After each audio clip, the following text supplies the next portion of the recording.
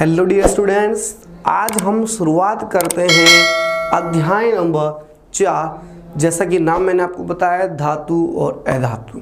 सबसे पहले धातु और अधातु को समझने के लिए हमें एक छोटे से शब्द की जानकारी लेना अति आवश्यक है, और वह शब्द है पदार्थ। देखो पदार्थ क्या होता है, यानी मैटर क्या होता है। देखिए इस संसार में कोई ना कोई वस्तु जो है किसी न किसी सामग्री से मिलकर के बनी है। इस संसार में कोई ना कोई वस्तु किसी न किसी सामग्री से मिलकर बनी है। उसे मुख्यतः जो हम कहते हैं पदार्थ कहते हैं। वो सामग्री क्या कहते हैं? पदार्थ कहते हैं। जैसे ये जो है पेन, ये पदार्थ है। ये मेरी वॉच जो है पदार्थ है। मेरा चश्मा जो है पदार्थ है। हाँ, मैं खुद भी एक पदार्थ के रूप में ही आता हूँ। यानी संसार में बनने वाली हर वस्तु किसी न किसी सामग्री से मिलकर के बनी है, उसे हम पदार्थ कहते हैं जी। ठीक है। अब ये पदार्थ जो होता है, क्या होता है कि अगर इसको साइंटिफिकली रूप से हम डेडिकेशन करना चाहें, इसकी परिभाषा डेफिनेशन देना चाहें, तो क्या होती है कि वह वस्तु जो अपने की स्थान घेरती है। जैसे कि मैं बात करूं पेन की, तो पेन भी अपने आप में यहाँ से स्थान घेर रखा है। तो देखिए पेन स्थान घेर रखा है, तो ये भी क्या पदार्थ है। मैं यहाँ खड़ा हूँ तो मैं यहाँ पर अपना स्थान घेरे रखा हूँ, तो क्या है, मैं भी पदार्थ हूँ। जैसे यहाँ एक चेयर रखी है, तो ये चेयर भी अपना एक स्थान घेरे रखी है, तो ये भी एक पदार्थ है। दूसरा, जिसमें जड़त्व का गुण होता हो, जड़त्व यानी गति करने का गुण होता हो। जैसे ये पेन विराम अवस्था में है, जब मैंने इसको बल लगाया, थोड़ा सा धक्का दिया, तो ये गति करके आगे चला गया। तो इसमें कौन सा गुण आ गया? जड़त्व। मैं यहाँ खड़ा हूँ, अगर मेरे को यहाँ से हल्का धक्का देता है या बल लगाता है, तो मैं यहाँ चला आता हूँ, तो मेरे में कैसा गुण है? जड़त्व का गुण है। यानी विराम अवस्था से गतिशील अवस्था में लाना कैसा गुण होता है? जड़ता गुण। यहाँ चेयर रखी हुई है, और जब मैं इस चेयर को थोड़ा सा बल लगाता हूँ, तो इसमें जड़त्व का गुण आ जाता है, गतिशील हो जाती है। इसमें कौन सा गुण आता है? जड़त्व का गुण आता है। तो हम कह सकते हैं ये सब क्या है? पदार्थ है। जिसमें द्रव्यमान का गुण हो, बिल्कुल जी, बिल्कुल सही बात है। द्रव्यमान ये पेन है, ये अपना स्थान घेरता है, इसमें जड़त्व का गुण भी है, और इसमें कोई ना कोई भार है, कोई ना कोई वजन है, इसमें कोई ना कोई द्रव्यमान है। इस चश्मे में कोई ना कोई द्रव्यमान है, मेरे में द्रव्यमान है, भार है, वजन है। इस चेयर में द्रव्यमान है, भार है, वजन है। तो हम कह सकते हैं संसार में बहुत सारी वस्तुएं होती हैं, कोई ना कोई सामग्री से मिलकर बनती है, उनको हम पदार्थ कह सकते हैं। पदार्थ मुख्यतः द्रव्यमान होता है, जड़त्व का गुण होता है, और मुख्यतः अपना स्थान घेरता है, वह पदार्थ कहलाता है। और हमारे चारों की सभी वस्तु, जैसे पेड़ हो गया, पौधे हो गए, टेबल हो गए, कुर्सी, लोहा, बोतल, जूते, चप्पल, सब क्या हैं? पदार्थ हैं। सामान्य तौर पर पदार्थ के दो गुण होते हैं, एक तो होता है भौतिक गुण और एक होता है रासायनिक गुण। देखो भौतिक गुण में भौतिकी आकारिकी को दर्शाया जाता है, भार की आकारिकी को दर्शाया जाता है, जबकि जो रासायनिक गुण होता है उसके अंदर रासायनिक सिस्टम को दर्शाया जाता है, एक केमिकल सिस्टम को दर्शाया जाता है। जैसे कि बात करें सबसे पहले हम भौतिक गुण की, भौतिक गुण क्या होता है, तो देखिए पदार्थ का वह गुण जिसमें पदार्थ के घटकों में बिना किसी परिवर्तन के ही उनका अवलोकन किया जा सकता है। कोई भी घटक अगर हम पदार्थ का लें और उसकी बाहर की आकारिकी का या अध्ययन कर ले, उस पदार्थ का जो है चेंज नहीं हो, यानी एक पदार्थ जब दूसरे पदार्थ में चेंज होता है और वापस अगर वह उसी पदार्थ में आ जाता है, तो वह पदार्थ का कहलाता है भौतिक गुण। जैसे बात करें अपन किसी दूध से दही बनने की, तो जब दूध से दही बनता है तो दही क्या दूध में आता है? नहीं आता।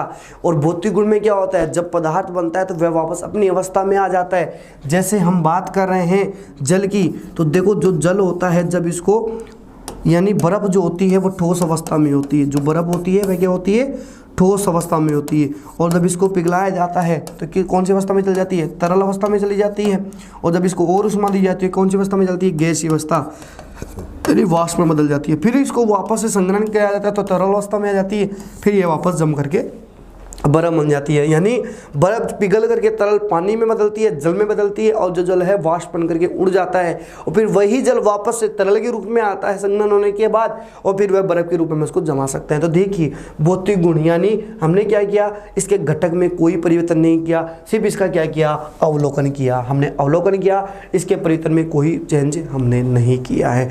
जैसे कागज़ को फाड़ना, जैसे एक मेरे पास कागज़ है, अगर मैं उसको फाड़ता हूँ तो मेरे को अंततः वही कागज़ प्राप्त होता है, इसमें कोई चेंज हुआ नहीं। इसके आकार में चेंज हुआ है, उसके आकार में चेंज हुआ, उसके रासायनिक गुण में परिवर्तन नहीं हुआ है। तो हम कह सकते हैं कि भौतिक गुण क्या होते हैं, सिर्फ भौतिक आकार को बदलते हैं, आकार आकृति को बदलते हैं, उसके अंदर के प्रभाव को नहीं बदलते हैं। भौतिक गुण में क्या होता है कि जो पदार्थ हमारे पास में होता है वही पदार्थ जो है दोबारा से प्राप्त हो जाता है, यानी उस पदार्थ में कोई प्रकार का रासायनिक परिवर्तन नहीं होता है। ये होता है भौतिक गुण।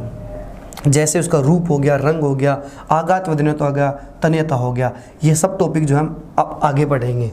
देखिए अब हमारे पास में है रासायनिक गुण। रासायनिक गुण में क्या होता है कि जब भी अभिक्रिया होती है तो कोई ना कोई पदार्थ जो है दूसरे रूप में बदल जाता है। जैसे पदार्थ का जल है ऑक्सीजन के साथ अभिक्रिया करके, आदि जो जल है ऑक्सीजन के साथ अभिक्रिया करेगा, यानी कोई भी जल H2O है अपने पास में, अगर ऑक्सीजन O2 के साथ अभिक्रिया करता है तो एक नया पदार्थ बनाता है। पदार्थ के रासायनिक गुण के कुछ उदाहरण बहुत सारे होते हैं। दूध से दही बनता है। यानी सिंपली अपने को यहाँ समझना है कि जो हमने पदार्थ देखा है वह क्या होता है, जिसमें जड़त्व का गुण हो, जिसमें द्रव्यमान का गुण हो, जो अपना एक स्थान घेरता हो। पदार्थ को दो भागों में बांट सकते हैं, एक तो भौतिक गुण के आधार पर, एक रासायनिक गुण के आधार पर। भौतिक गुण में उसकी भौतिक आकारिक को देखा जा सकता है, यानी बिना घटक के चेंज हुई उसके माध्यम का अवलोकन किया जा सकता है। जबकि जो रासायनिक परिवर्तन होता है इसमें क्या होता है, रासायनिक अभिक्रिया होती है, फलस्वरूप नया पदार्थ यहाँ पर बन जाता है। ये होता है रासायनिक परिवर्तन। जैसे कि बहुत सारी रासायनिक परिवर्तन अभिक्रियाएं होती हैं, खूब होती हैं। देखिए अब मैं आपको एक सिंपली बात बताऊं, धातु और अधातु की। यहाँ पर हमने बात की थी पदार्थ की।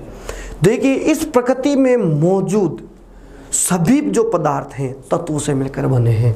इस प्रकृति में मौजूद सभी पदार्थ जो हैं किससे मिलकर बने हैं, तत्वों से मिलकर बने हैं। और उन तत्वों को दो भागों में बांटा गया है, एक होती है धातु और एक होती है अधातु। देखिए जी मैंने क्या बोला, इस प्रकृति में सभी मौजूद पदार्थ जो हैं तत्वों से मिलकर के बने हैं और तत्वों को दो भागों में बांटा गया है, धातु और अधातु। और आपकी जानकारी के लिए बता दूं, जो एक आवर्त सारणी होती है उसमें अभी तक लगभग 118 तत्वों की खोज हो चुकी है और 118 तत्वों में से लगभग 91 जो तत्व है उसमें धातु हैं और बाकी 27 जो है वो अधातु हैं। यहाँ पर 27 जो हैं वो लगभग अधातु हैं। और हमेशा आवर्त सारणी में जो धातु होती है उनको बाईं तरफ लिखा जाता है, धातुओं को हमेशा बाईं तरफ लिखा जाता है और अधातु को हमेशा आवर्त सारणी में दाईं तरफ लिखा जाता है। और बीच का जो कैटेगरी आती है उसके अंदर आती है उपधातु। धातु और अधातु की बीच की जो कैटेगरी होती है उसके अंतर्गत आती है उपधातु। देखिए मैंने क्या बोला, इस प्रकृति में मौजूद सभी पदार्थ जो हैं तत्वों से मिलकर के बने हैं और तत्व जो है मुख्यतः हमारे पास जो है दो वर्गों में विभाजित किए जाते हैं, एक धातु और एक होता है अधातु। देखिए जो धातु होती है वह हमारी जो आवर्त सारणी है, जैसे कि आप कक्षा 10 में उसका अध्ययन करेंगे, आवर्त सारणी जो होती है उसमें लगभग 118 तत्वों की खोज हो चुकी है। उसमें से लगभग 91 जो तत्व हैं वो धातु हैं और 27 तत्व अधातु हैं। और धातु को मुख्यतः आवर्त सारणी में बाईं तरफ लिखा जाता है, अधातु को दाईं तरफ लिखा जाता है। ये थी आपके लिए धातु और अधातु की एक सामान्यतः भाषा। अब हमारे हम जो है एक सिलेबस के अकॉर्डिंग चलते हैं कि धातु क्या होती है और अधातु क्या होती है। देखिए एक सिंपल सी बात करते हैं कि धातु क्या होती है। देखिए मैं एक सिंपल सी डेफिनेशन दूंगा आपको कि धातु वे पदार्थ जो चमकीले होते हैं धातु कहलाते हैं। वे पदार्थ जो चमकीले होते हैं धातु कहलाते हैं। अधातु वे पदार्थ जो चमक रहित होते हैं, जिनमें कोई चमक नहीं होती है, अधातु कहलाते हैं। अब चमकीले होने के साथ साथ धातुओं के अंदर बहुत सारे गुण होते हैं और उन गुणों को जब एक साथ रखा जाता है तो किसका निर्माण होता है, एक धातु का निर्माण होता है। जैसे हम बात करें कि जो पदार्थ कठोर होता है, जो पदार्थ चमकीला होता है, जिस पदार्थ में आघात वर्धनीयता का गुण होता है, जिस पदार्थ में तन्यता का गुण होता है, जिसमें ध्वनिकता पाई जाती है, जो पदार्थ उष्मा तथा विद्युत का सुचालक होता है, वह धातु कहलाता है। ये सभी गुण किसके अंतर्गत आते हैं, धातु के अंतर्गत आते हैं। लोहा है, सोना है, चांदी, सोना चमकीला होता है, कठोर होता है, आघात वर्धनीयता उसमें होती है, तन्यता उसमें होती है, ध्वनिकता उसमें होती है, सुचालक होता है। देखिए ये आते हैं गुण धातु में। देखिए सबसे पहले मैंने आपको क्या बताया कि धातु अधातु में सिंपल सी परिभाषा, वे पदार्थ जो चमकीले होते हैं सामान्यतः धातु कहलाते हैं। वे पदार्थ जो चमक रहित होते हैं सामान्यतः अधातु कहलाते हैं। फिर इसके कंप्लीट जो गुण होते हैं उसके साथ हम परिभाषा क्या लिखेंगे कि वे पदार्थ जिनमें कठोरता, चमकीला, आघात वर्धनीयता, तन्यता, ध्वनिकता, उष्मा और विद्युत की सुचालकता का गुण पाया जाता है, उन्हें मुख्यतः धातु कहते हैं। और इसके साथ हम क्या लिख देंगे यहाँ पर, एग्जाम्पल लिख देंगे। अब अधातु का आपको सिर्फ क्या करना है, इसका उल्टा करना है कि वे पदार्थ जिनके अंदर कठोरता का गुण नहीं पाया जाता है, ठीक है जी, और आघातमयता का गुण नहीं पाया जाता है, तन्यता का गुण नहीं पाया जाता है, ध्वनिता का गुण नहीं पाया जाता है, वो सामान्यतः अधातु कहलाते हैं। अब आपको समझ आ गया होगा कि धातु क्या होती है और अधातु क्या होती है। धातु ही सामान्यतः चमकीली होती हैं, अधातु सामान्यतः चमक रहित होती हैं। एग्जाम्पल कोई भी लिख लीजिए एग्जाम्पल में, जैसे हाइड्रोजन हो गया, हीलियम हो गया, कार्बन हो गया, नाइट्रोजन हो गया, फॉस्फोरस हो गया, ये सब क्या है, अधातु आती, ठीक है जी।